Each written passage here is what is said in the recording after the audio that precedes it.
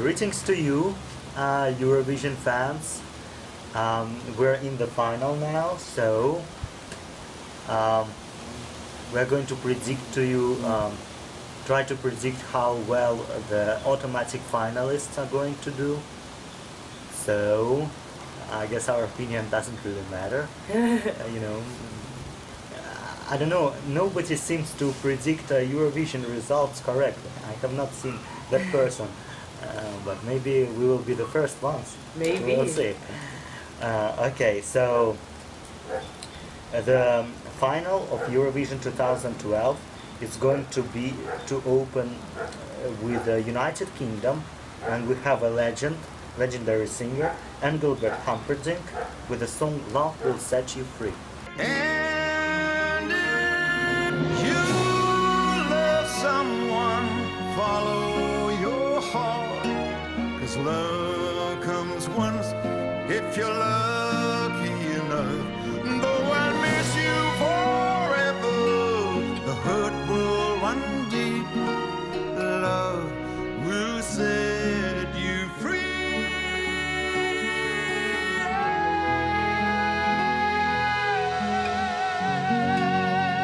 So that was Engelbert Humperdinck, "Love Will Set You Free," and I think it's a nice song, and I think it might do well, but I have reservations about it, because first of all it's number one, so it's going to start the final, and we have 26 songs in the final. So it will be difficult to remember this one, and I don't know if it will appeal to everybody, but I would like to see it doing well. I think it's a worthy song to do well. What do you think? Yeah, I absolutely loved it. I was quite surprised because when I started it, like most of them, I was like, oh gosh, love will set you free. But it was I loved it. I mean, there's really no words. Like, I didn't even write anything except really awesome, because it was amazing. I loved it, and I think it could stand a chance. Like, I think people might remember this one. Even throughout all of the songs, they might remember it. I mean, there are definitely a lot of good songs though. So it's kind of like there's a lot of equals that it's going against. So. You never know. Alright, ninth song in the final comes from France. We have Angoon with the song "Echo, You and I."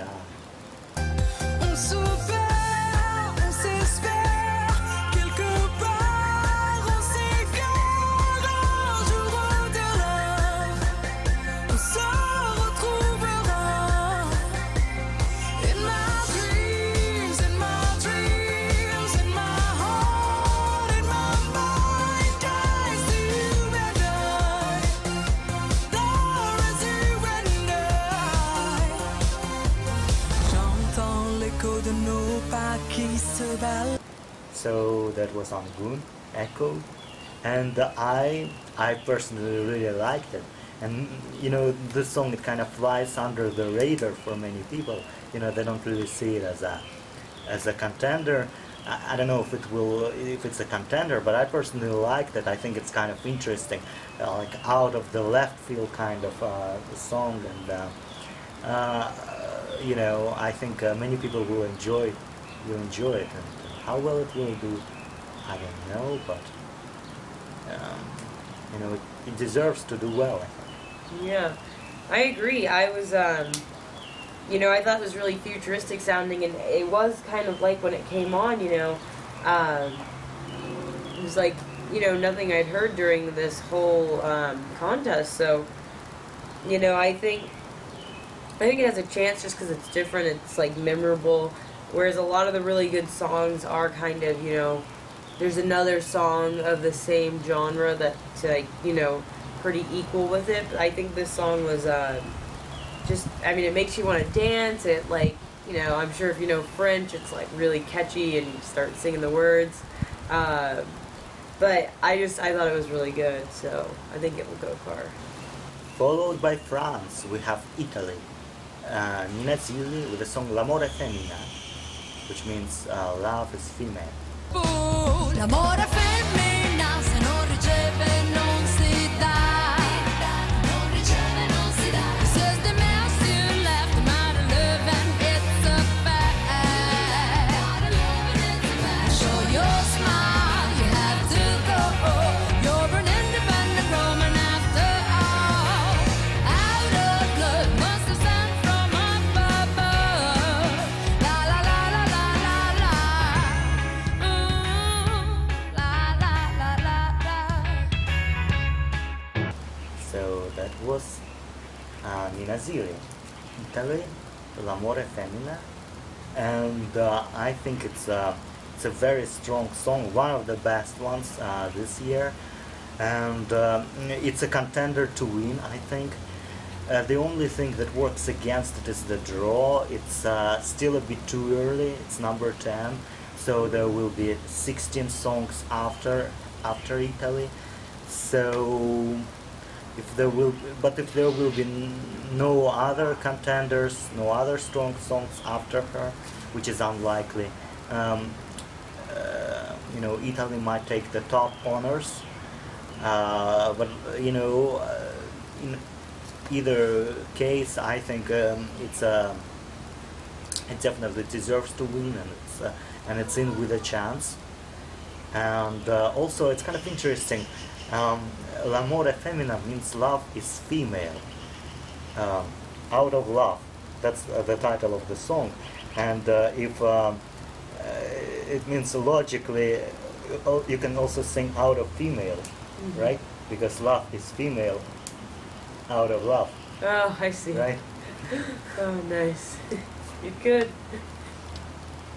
I thought, I really liked the song. I thought it was fun and easygoing, and it was, it reminded me a lot of the late Amy Winehouse, so I really enjoyed it, and again, I think this one will definitely have a chance. Dwight mentions the placement, so that is a good point, so it might not, but I think it is so different that people will remember. I feel like it's so easygoing. You can just listen to it in the background of anything you're doing. I really liked it. Okay, the lucky number 13 in the final goes to Azerbaijan, which is represented by Sabina Babaeva with a song When the Music Dies. Ooh.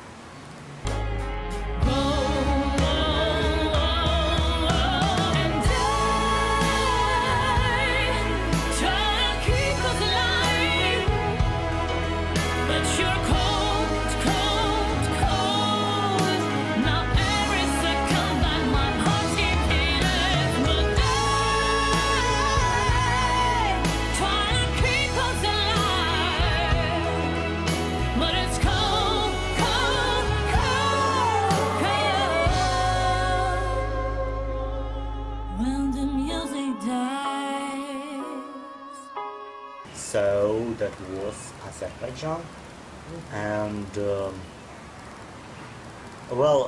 this is the country that usually selects songs written by Swedish songwriters, and they and in the past 3 years, including this year, they picked songs from one Swedish team of songwriters. And everybody is wondering, when will we get to hear something, authentically Azerbaijani? And I don't know if we ever will hear anything like that. But at least they could pick, somebody different, some other Swedish songwriters. And, it's just the same thing year after year, and I'm a bit tired of it. I want to hear something else from Azerbaijan. I think they're just playing it safe.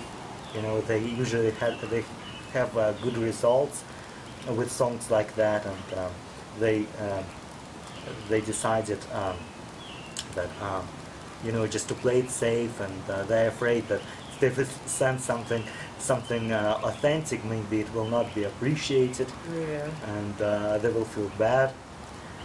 So they send something like that. It's kind of a nice song, soulful, but I don't know. It's not a winner for me, but it might land them a spot in the top 10. So we'll see.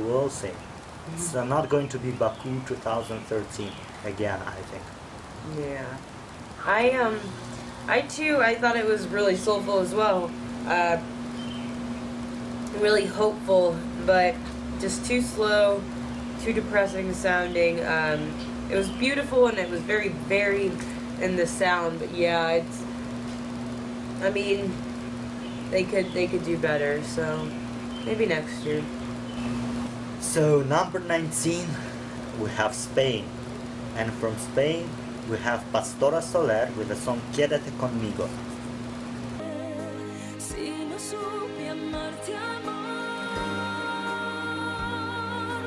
no era mío el corazón.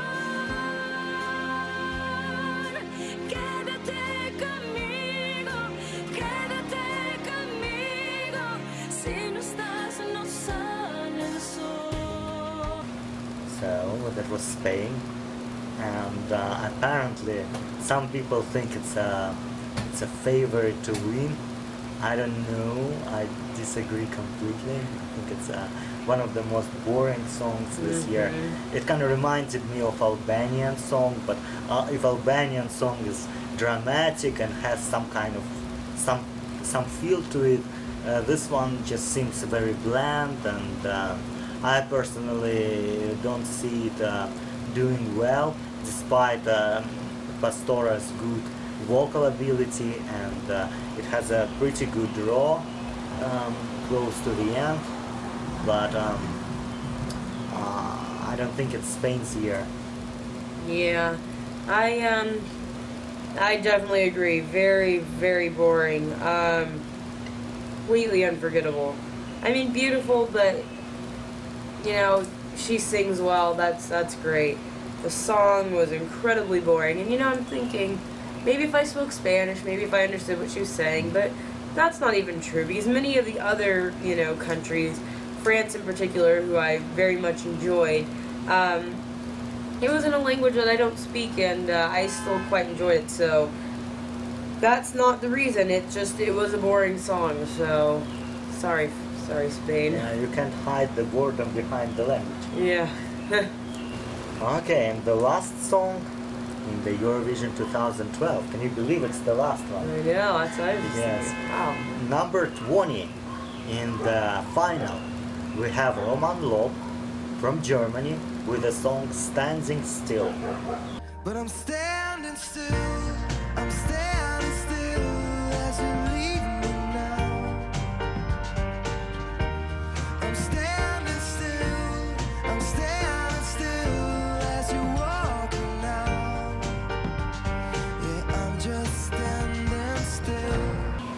So that was Standing Still, and I don't know, it's more like he should name it Sleeping Still, because that's what I want to do. It's kind of in my opinion, boring, a bit, middle of the road. I guess Germany is trying to play it safe, but I don't know, it's not doing it for me, I have to say. Yeah, I agree. It was a nice song, fun to listen to, but it's one of those songs where it's most likely forgettable. If not very 100% likely that it's forgettable. It was just kind of boring. So, yeah. So that was all 42 countries in the Eurovision 2012. And so, Imani, do you have is there any song that you think is, is going to win? One song I couldn't say. I really couldn't. I've never been very decisive. I can't decide on one thing. But there are some countries that I think stand a chance.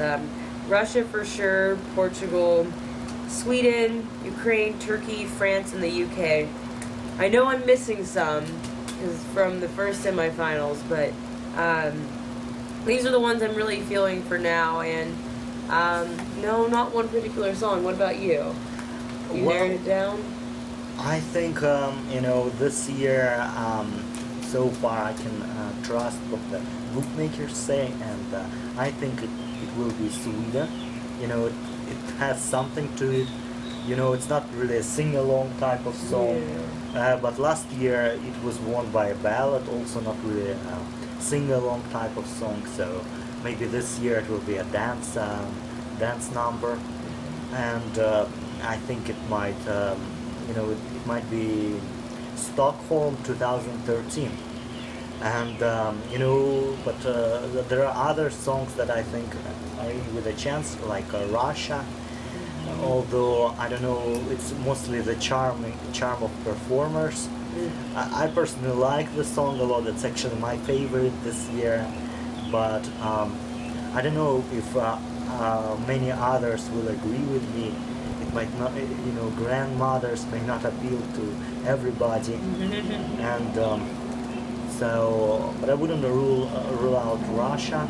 Another two songs that I think are in with a chance are Serbia and Italy. But with Italy, as I said, it suffers from not a very good draw. It's coming too early, I think. And Serbia, I don't know if it may be too ethnic for a Eurovision winner, but you may never know. I think everything will be determined by the draw, and I think the winner will come from songs that are 21 to 26. I think the winner will be one of these, and if there will be nothing strong, in this slots, it will be maybe around 16, 17 or 18. One of these, I guess, will win the winner of Eurovision 2012. I can see it. So stay tuned, and we'll see how wrong we were.